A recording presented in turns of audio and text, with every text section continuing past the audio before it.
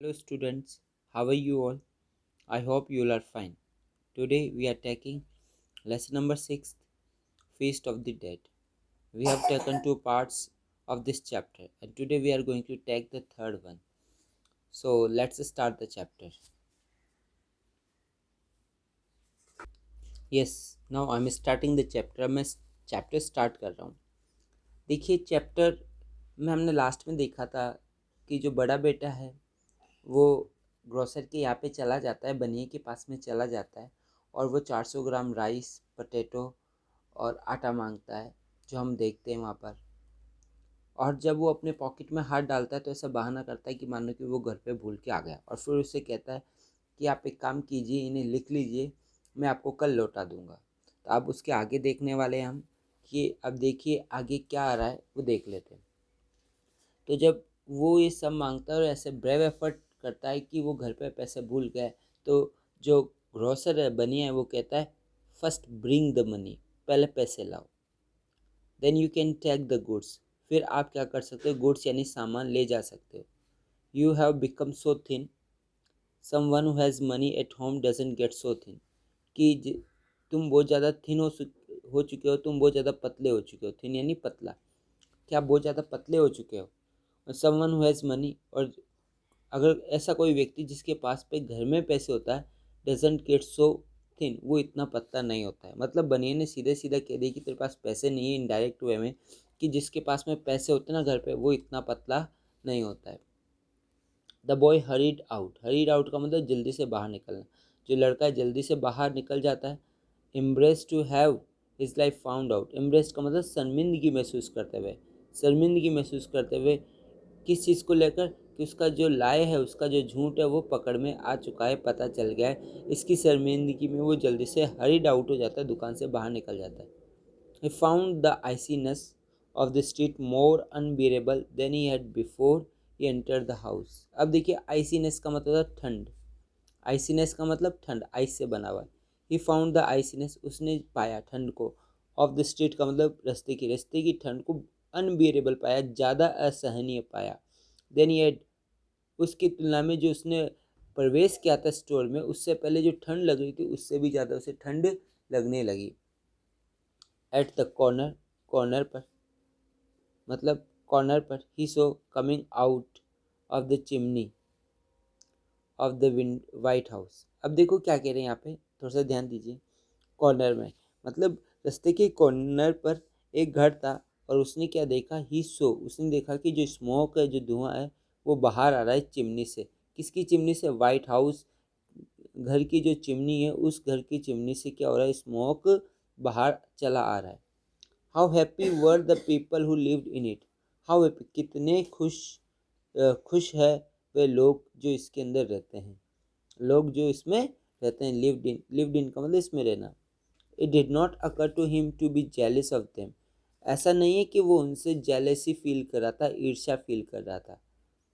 He had only admiration for these people, उसके अंदर तो सिर्फ और सिर्फ एडमायरेशन थी, प्रशंसा थी इन लोगों को लेकर। Who had given him the best meal of his life, क्योंकि उन्होंने उसे बेस्ट मील, सर्वोत्तम भोजन दिया था अपने जीवन का, इसलिए प्रशंसा थी, एडमायर कर रहा था उनको। कितने खुश है, कितने भाग्यशाली है वो लोग जो इस घर के अंदर रहते हैं। ये जेलेसी वाली भावना नहीं थी, खुशी की भावना थी, बल्कि उसके मन में उनके लिए एडमायरेशन थी, प्रशंसा थी, क्योंकि उन लोगों ने उसे क्या दिया था, अपने जीवन का, उसके जीवन का सबसे बेस्ट मील दिया था, सबसे अच्छा भोजन दिया था। He walked home as fast as he could, he walked, वो वॉक करके घर से निकल गया। He walked home as fast as he could, कि वो जितना जल्दी हो सकता था उतना जल्दी वो घर जाने लगा। स्ट्रीट चैटरिंग, उसके जो दांत थे वो चैटरिंग कर रहे थे, खड़खड़ा रहे थे। There was no need to say anything to his mother and brother, और कोई ज़रूरत भी नहीं थी कुछ कहने की उसकी मदर को और भाई को, ब्रदर को। मतलब कि घर जो दांत है वो चटक रहे थे, मतलब चैटरिंग कर रहे थे ठंड के कारण, इतनी खतरनाक उसे ठंड लग रही थी। There is no need to say anything, और कोई आवश्यकता भी नहीं थी कुछ कहने की उसकी माँ को और भाई को। His empty hands told their own story, उसके जो खाली हाथ थे वो उसकी कहानी को बता रहे थे, टोल्ड कर रहे थे। ही टुक ऑफ हिज क्लॉथ, उसने टुक ऑफ किया, उतार लिए अपने कपड़े, उतार लिए। वेंट टू हिज बेड, अपने बिस्तर पे चला गया। And when he spoke he said, और जब वो बोला तो उसने कहा, मतलब कि काफ़ी देर में बोला और बोलते उसने क्या कहा, आई एम कोल्ड, कि मुझे ठंड लग रही है, मैं ठंडा हो चुका हूँ। The blanket rose and fell on his trembling body, फिर चादर जो उठाई गई और उसके शरीर, कांपते शरीर के ऊपर, ट्रेमलिंग बॉडी के ऊपर डाल दी गई। मतलब सर्दी लग रही थी तो जो घर में जो ब्लैंकेट्स थी, चादर थी, वो उसके ऊपर डाल दी गई, उसके शरीर पे डाल दी गई।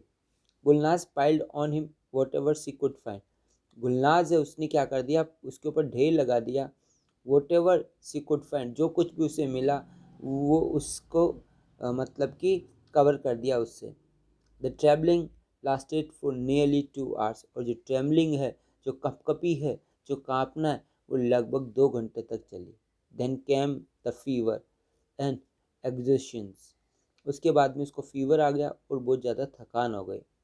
एग्जॉशन का मतलब क्या है यहाँ पे, थकान। द बॉय ले ऑन हिज बैक मोशनलेस, और जो लड़का है वो लेटा रहा मोशनलेस, मतलब स्थिर होकर, कोई भी उसके शरीर में कोई मूवमेंट नहीं था, कोई मोशन नहीं था, मोशनलेस होकर वो लेटा रहा अपने पीठ के बल। हिज आइज स्टेरिंग वैकेंटली, उसकी जो आंखें थी वो खुली हुई थी, मतलब खाली आंखों से वो देख रहा था, मतलब कुछ भी ऐसे विचार नहीं थे, बस खुली हुई थी ऐसे मान लो। Gulnaz lifted the cover and try to cool the burning body of her cold hand, Gulnaz ने कवर को लिफ्ट किया और कोशिश करने लगी कूल करने की उसके जलते हुए शरीर को, विथ हर कोल्ड हैंड, किसे, अपने ठंडे ठंडे हाथों से। She faced she faced through the house till evening desperate. अब देखो यहाँ पे PACD, पेस्ट लिखा हुआ है, तो पेस्ट का मतलब होता है चलना, गति करना, तो वो लगातार गति करती रही, चलती रही हाउस के अंदर, शाम तक इधर उधर घर में चलती रही, निराश होकर, डेस्परेट होकर। डेस्परेट का मतलब निराशा, निराश होकर शाम तक वो घर में क्या हो गई, इधर से उधर गति करती रही, मूवमेंट करती रही। इसका जो दूसरा सिनोनियम है वह है मूवमेंट, गति करना। Okay, movement. She did not know, उसे वह नहीं जानती थी व्हाट टू डू, कि वो क्या करे। सी कुड नॉट थिंक, वो सोच भी नहीं पा रही थी। द सन वेंट डाउन, सूर्य भी अस्त हो चुका था। She notice the small pile of cover she had taken off the boy's body, उसने नोटिस किया कि एक छोटा सा जो ढेर है कवर्स का, जो उसने हटाया किसके, लड़के के शरीर से, उसने देखा, उसने नोटिस किया कि उनके पास में ढेर सारे कवर्स है जो उसने उस लड़के के शरीर पर डाल रखा है, उसको हटाया, उसने टेक ऑफ किया। Wouldn't there be anybody to give some money for all that? Wouldn't there be anybody, क्या कोई ऐसा नहीं है, to give some money, कि कुछ पैसा दे दे, for all that, इन सब के लिए, कोई ऐसा है जो उसे कुछ पैसा दे दे इन सब के लिए, मतलब कवर्स की बात करिए जिससे उसने उस लड़के को कवर कर रखा था। She remembered, उसे याद आया, that the neighbors had talked of junk store where they brought used things, मतलब उसे याद आया कि जो पड़ोसी है वो बात करते रहते, किसकी, जंक स्टोर की। जंक स्टोर यहाँ पे कबाड़ी वाला है, ध्यान रखना, कबाड़ी वाले को क्या कहा जाता है, जंक स्टोर। उसे याद आया कि जो पड़ोसी है वो हमेशा बात करते रहते हैं, किसकी, जंक स्टोर की। Where they bought use thing, जहाँ पे वो सेकेंड हैंड चीज़ें भी खरीद कर लेके आ सकते हैं, वहाँ से वो सेकेंड हैंड चीज़ ला सकते हैं। But it must be close, लेकिन अब तो वो बंद हो चुकी होगी क्योंकि शाम हो चुकी है। She would have to wait till the morning, अब उसे इंतज़ार करना होगा, कब तक, मॉर्निंग तक, सुबह तक उसको इंतज़ार करना होगा। Next, with this decision came peace of mind, मतलब इस डिसीजन के साथ में, इस निर्णय के साथ में उसके दिमाग में थोड़ी सी ठंडक आई कि मैं सुबह जाते ही पहले ये जो मेरे पास फाइल्स पड़ी हुई है, कवर्स की, ब्लैंकेट्स की, चादरों की, इसको मैं बेच के आऊँगा, और इससे थोड़ी सी उसके दिमाग में शांति आई कि चलो, पहले निराशा थी उसके माइंड में कि मैं क्या करूँ, क्या मुझे करना चाहिए, उसे समझ में नहीं आ रहा था, लेकिन उसे सोचे कि मैं इसको कबाड़ी वाले को बेचकर कुछ चीज़ें ले आऊँगी। सी स्टॉप्ड पेसिंग, अब वो गति करना रोक देती है, मूवमेंट करना रोक देती है। Sat down by her sons beside, और बैठ जाती है अपने बेटे के बगल में। द बॉयज़ फीवर इंक्रीज, लड़के का बुखार और बढ़ जाता है। सी सेट स्टेरिंग मोशनलेस, और वो भी बैठी बैठी उसे घूरती रहती है, देखती रहती है, बिना हिले डुले, मोशनलेस होकर। The younger boy could not sleep for hunger, कि जो छोटा वाला लड़का था वो भी नहीं सो पाया भूख की वजह से। He too was watching his eyes open, और वो भी क्या कर रहा था, वॉच कर रहा था, देख रहा था उसकी खुली आंखों को। The sick boy mourned slowly and tossed and turned in his fever। और जो मौन बॉय था, अब देखो जो सिक बॉय था वो मौनिंग कर रहा था। मौनिंग का मतलब यहाँ पे क्या है, कराहना, दर्द से कराहना। जब पेन होता है तो हम आवाज़ आती है मुंह से, तो वही कराह रहा है वो धीरे धीरे और पलट रहा है। टॉस का मतलब क्या है, इधर से उधर पलट रहा है। And turn in is fever, और बुखार के अंदर इधर उधर घूम रहा है। इस चिक्स वर बर्निंग, उसके जो गाल है वो जल रहे हैं, लाल होकर जल रहे हैं बुखार की वजह से। एंड ही टॉक्ड इन डेलिरम, और वो डेलिरम में बात कर रहा है काफ़ी ज़्यादा, जैसे कि मानो कि आपदा के अंदर हो, इस प्रकार से वो बात कर रहा है। तो younger boy one sat up in his bed, और जो छोटा वाला लड़का है वो बैठा हुआ है अपने बिस्तरों में। And asked in a voice audible only to his mother, और वो कह रहा है, ऐसी आवाज़ में कह रहा है जो ऑडियबल है, सुनाई दे रही है सिर्फ और सिर्फ किसको, उसकी माँ को। Mother, will my brother die, माँ क्या मेरा भाई मर जाएगा। She shivered as if touched by a cold wind on her skin, कि वो कांप गई, मानो कि उसको टच कर गया एक ठंडी हवा का झोंका उसके शरीर के ऊपर। कि जैसे उसके छोटे लड़के ने कहा, माँ क्या मेरा भाई मर जाएगा, तो उसकी माँ कांप गई, शिवर हो गई। शिवर का मतलब क्या होता है, कांप जाना। ओके, जैसे कि मानो कि टच कर गई हो एक कोल्ड विंड उसके स्किन को। She looked at her son with frightened eyes, और वो देखने लगी अपने बेटे को, किससे, घबराई हुई आंखों से, डरी हुई आंखों से।